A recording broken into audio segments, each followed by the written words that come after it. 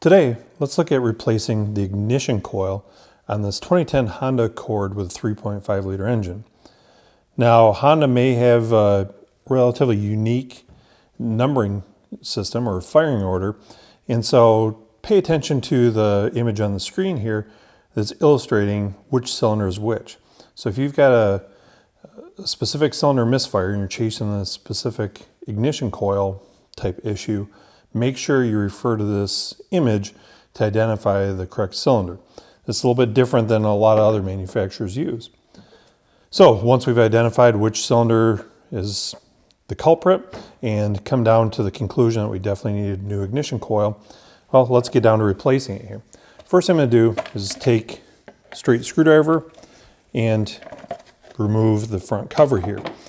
And that exposes these three ignition coils here on the front side of the engine. The ones on the rear of the engine are already exposed in a relatively straightforward, very similar procedure here. So as we zoom in on the coils here, let's take a look at replacing this one here front and center. First thing I'm going to do, disconnect the electrical connector.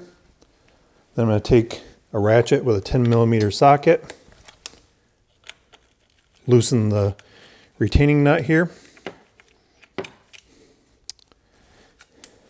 And now I can remove the ignition coil. So pretty straightforward to remove the ignition coil. I will say, anytime you remove the ignition coil, it's a good idea to go ahead and remove the spark plug as well. These always should be replaced in pairs. So if we've got our new spark plug in, I'm simply going to slide my new coil down on there. I will take the nut again,